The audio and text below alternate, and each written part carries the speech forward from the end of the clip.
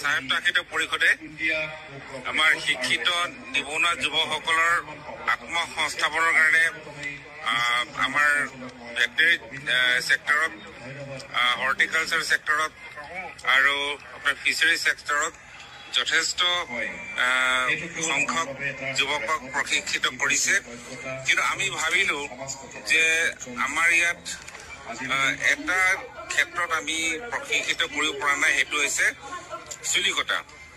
আমি ভাবিলো চুলিকটা আমাৰ বহুত যুৱক বিভিন্ন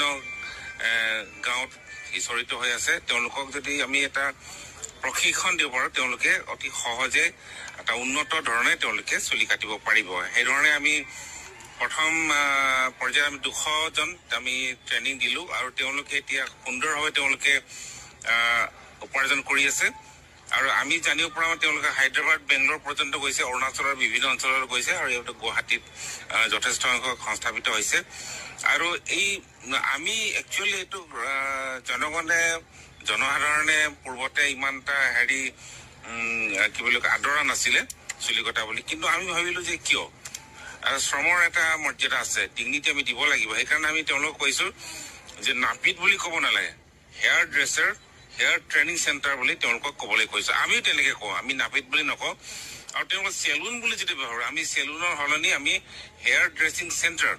হেয়াৰ নাৰ্ছিং চেণ্টাৰ বুলি ক'বলৈ কৈছো যে তেওঁলোকে এইটো চেলুনটো বাদ দিব লাগে নাপিতটো বাদ দিব লাগে আৰু আমিও তেওঁলোকক হেয়াৰ টেকনিচিয়ান বুলি মাতিব লাগে হেয়াৰ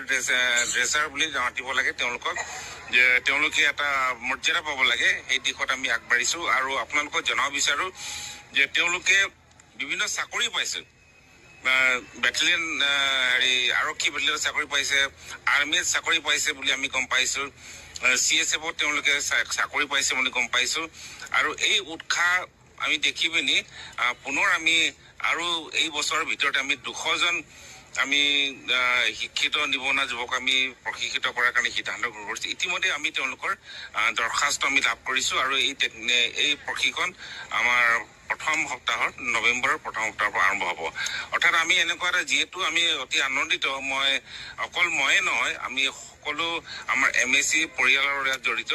গতিকে তেওঁলোকৰ হয় মই এইটো গ্ৰহণ কৰিছো আৰু তেওঁলোকৰ হয় মই এছিয়া বুক অফ ৰেকৰ্ডক মই ধন্যবাদ জ্ঞাপন কৰিছো আজি আমি আৰু এটা প্ৰতিশ্ৰুতি ঘোষণা কৰিছো আমাৰ যিটো ৰেকৰ্ড হৈছে এই ৰেকৰ্ডক আমিয়ে ভংগ কৰিম অৰ্থাৎ এই বছৰৰ ভিতৰতে আমি আৰু 200 জন দিয়ালৈকে 400 জন হৈ যাব আমি নিজৰ ৰেকৰ্ড নিজে ভংগ কৰিম বুলি আজি মই ঘোষণা কৰিছো